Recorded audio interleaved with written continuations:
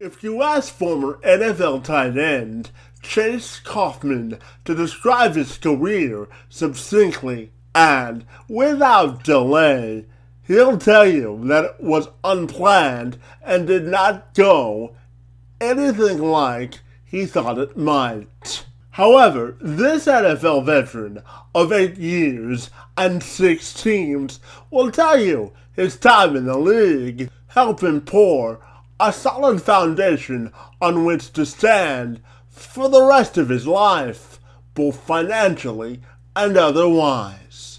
This man of faith and loyal husband and father took some time out of his busy schedule to join me this week to talk about his NFL career, life after football, his legacy, both on and off the field, and so much more. I'm Kevin McShann. Let's have this conversation.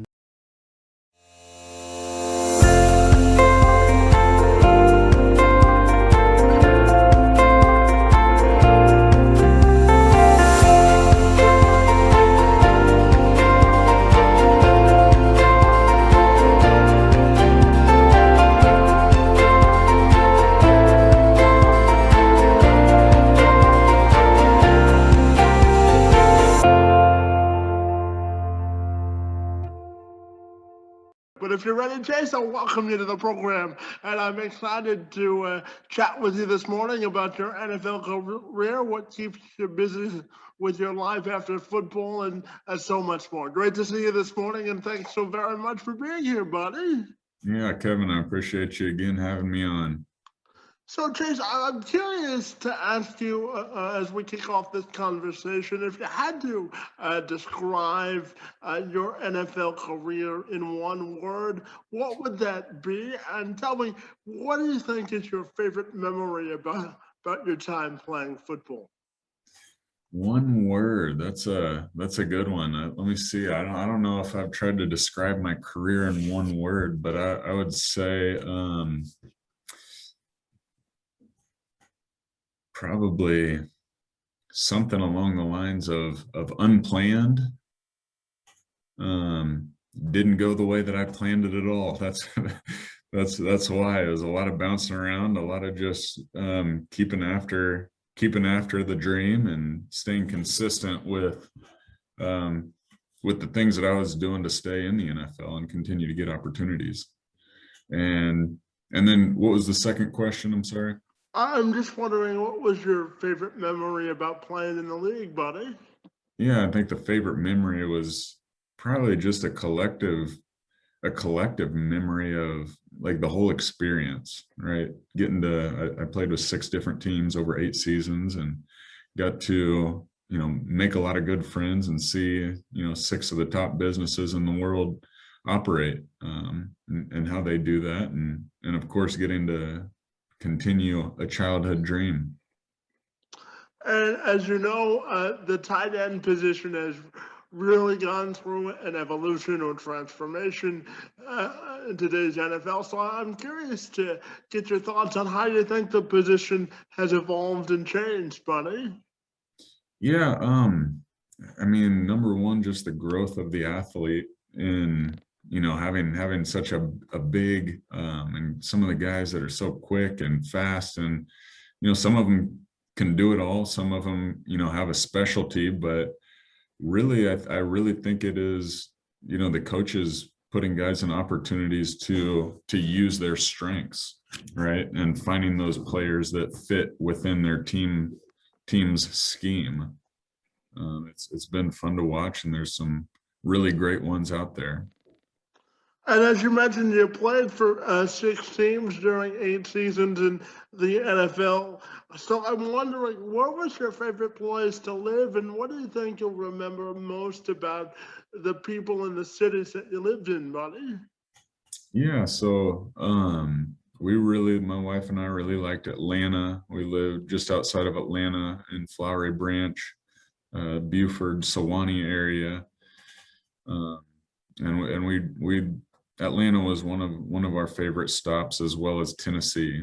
Really like Nashville. It's both beautiful areas, kind of, both southeastern U.S. and both teams that I really felt I fit well with in their offense, and just clicked with what they were trying to do and how they were trying to use me.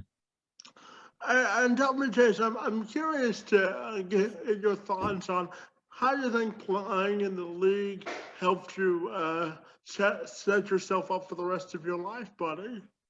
Yeah, well, I think the number one thing is kind of the obvious, and the thing that people look at first is money. It's provided my wife and I, my family, a great head start to life. My parents, I feel like, did a great job of teaching me to live well within my means, within our means, and budget and live off a certain amount per month and not go crazy on some big ticket items. But the other thing is just the perseverance, the consistency, and doing the job that you have to do every day so that you can stay around.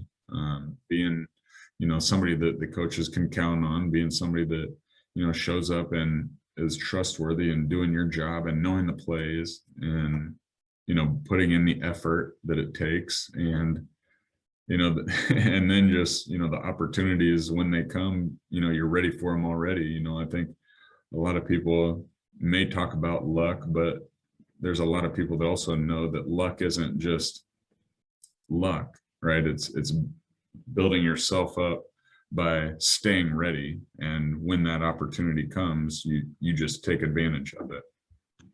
And Jason, I'm curious to get your thoughts on any long-lasting friendships you may have built in the league, and any teammates that you still might be close with today. Yeah, so it's a pretty crazy league, and unlike the college connections that I was able to make, just because guys have families. There's a little bit different of an age gap, and you're kind of fighting for a certain amount of a limited number of spots. But there is a few that I still keep up with. One in particular that was one of my kind of biggest influences when I first got into the NFL. His name's Reggie Kelly, and he was a tight end with the Atlanta Falcons, then came to Cincinnati and was there when I got drafted, and then went back to Atlanta for his last few seasons. And I still keep in touch with him, and he's just a leader for me. And the way that he prepared, the way that he was positive, the way that he was a husband and a father and a Christian, and that's something that I continue striving for is to be great at all those things. Absolutely, and I know you also went to the University of Missouri. So tell me about your best memories from college, buddy, whether it be on or off the field. Yeah, it was again kind of a collective experience that was really neat. Got to be there with a lot of great players, coaches, staff, just around the whole university. And we were able to do some things that were pretty good. We got up to number one in the country at one point during my career, and never won our full conference, never won national championship, obviously, but it was something that, like you said, the relationships in the NFL, right? Like I got to live and work out and, spend the off season, spend weekends with all these guys. Whereas, the difference in the NFL is, you start doing some of those things, and, if you're married, you may not be married much longer. and so, Mizzou still holds a place that's near and dear in my heart. And I try to tell a lot of people that if especially for Mizzou, if Missouri is a place that you're from and that you plan on being when your career is over, I think it would be a great opportunity for you to go to Mizzou and establish yourself there. And there's a lot of people in the state that are big Mizzou fans and want to see you do well as you continue into whatever the next career is for you, because sports will end. There's a shelf life for it for sure, and I'm to that end, Chase. You're now a financial advisor. So tell me, how do you go from being a tight end to being a financial advisor? Can you talk to me about the career shift in the mentality? Yeah, well, again, football is going to end at some point. So as I started looking into, okay, what could I be interested in? What's something that will help me grow as a, individual myself? I was kind of looking into taking over and managing my own finances. Like I had said earlier, the NFL provides you with a pretty good paycheck, and that's something that I know that God has called us to be wise stewards of, is our money, the things that He's blessed us with. And so I wanted to know more about it. It's something that at a young age I probably didn't take as serious, um, in just knowing what my money was doing and exactly how it was working for me. And my wife and I had hired a financial advisor to kind of take that over. And as I was learning more and more about financial advising, realized that he didn't do some of the stuff that was in our best interest. And that's ultimately, like I said, I was gonna just manage my own money and do something else. But that was kind of the tipping point of, man, like I felt like I did a really good job of saving and investing and, putting this in somebody else's hands, but they didn't do what was best for me. And so there's a lot of people out there, whether a professional athlete or not, that are in that same boat. And, I think that it also benefits me and my family long term, as far as, I think money's going to be around, whether it's, the American dollar, or, whatever else have you that people are talking about nowadays. And so to understand that, to be wise in that area, is something that is a passion for me now. Yeah, and for any NFL player, that family unit is very important. You brought up your wife a couple of times, and I know you have some kids as well. So I'm curious, how big of a support system has your wife been, and what sort of life lessons do you want to pass along to your kids? Yeah, that's a good question. So my wife and I are actually high school sweethearts. So, dated in high school, dated at Mizzou, and I always tell people she kept me out of a lot of trouble down there in Columbia. And then we got married after my second year in the NFL. And she's been a huge support. My mom and dad, my siblings have been a huge support system. And, through all the ups and downs of getting cut as many times as I did, or, when things were going well, and, to keep just a, kind of that even keel, straight line, and not ride the waves of the highs and lows that go on in sports, is something that, man, I would encourage everybody. Your support system is one of the biggest things that you can have in life, right? So as great things happen, they can say, hey, good job, keep doing that. Now you can't just rest on your laurels and sit here and just do that for the rest of your life. God's given you gifts to continue going and do great things. And, same thing with the lows. Man, I just got cut, seems like the end of the world, nobody wants me. Hey, you're better than that. Like, you've still made it to a position that a lot of people, just dream of, right? So, the encouragement, the support, the just being there and sitting with you through highs and lows, is something that, my wife has done a great job, and my parents have done a great job of. um, and then, just for what I want to pass along to my kids, I think, again, somewhat of my story in the NFL is just consistency and persistency of, doing the right things each and every day, whether somebody sees you, or they don't, whether people around you are doing it, or they're not, right? For them to know right and wrong, and to make that decision regardless of the circumstances around them. And do you think your time in the NFL has helped you become a better parent and instill some of those values into your kids? Oh, for sure. I always tell this story of a point where, as a Christian, I feel like I put probably football in front of God for a lot of my playing life.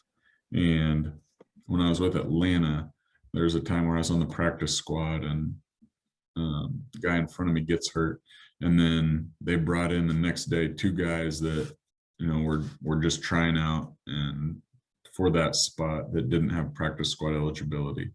And up to that point, I'd had some great practices. I had a pretty good camp, and there was a lot of people around the organization saying, "Hey, just keep doing what you're doing, and you're going to get an opportunity to be in the 53-man roster and play at some point in this year." And after I found out that they were bringing these other two guys in, I was pretty upset. And then I remember just praying with my wife that night, like, "God, you know what? Like, I give football up to you. This is something that you've given me, and there's so many things that I can't control." Right. And that's the same in every aspect of life. There's so many things that we can't control. But after I prayed that prayer, and kind of really gave that to God, is when I just felt that burden lifted off of my shoulders that, you know what, I'm just going to, I think anybody that's played sports has heard this, but control what you can control and let other people do the rest. Right. It's not my job to make the 53-man roster what it is, or pick the quarterback for the week, or whatever. I can just do what I can to get better. Absolutely. And I'm curious to finally ask you just if you've given any thought to what you want your personal or professional legacy to be. Yeah, that's something that I have thought about. And I think the biggest thing that I want my legacy to be is, as close to a mirror image of Jesus Christ as possible. In financial advising, we deal with a lot of aspects of people's life because finances, touches just about everything, right? Everybody needs it, everybody uses it. And so we talked through a whole lot of different situations, and some great, some bad, but to encourage people in those situations and through those situations of, you can't just quit, right? um and that's what I want to be known as, somebody that has encouraged people to, you know just keep taking steps. Life isn't over until it's over, and God has a lot of great things for you. And I want to be an encourager of people in that. Absolutely.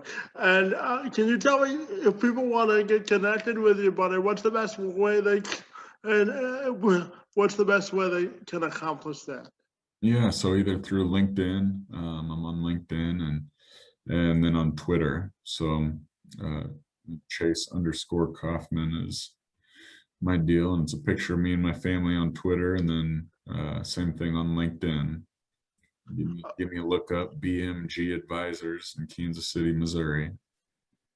Well, fantastic, Tish. I really want to thank you for your time, your insights, and reflecting on your life and NFL career. I really enjoyed our conversation, and I want to thank you for being here this morning. It's most appreciated. Yeah, Kevin, I again appreciate you having me, and hopefully this will be something that's, like I said, encouraging to others out there to just keep on keeping on.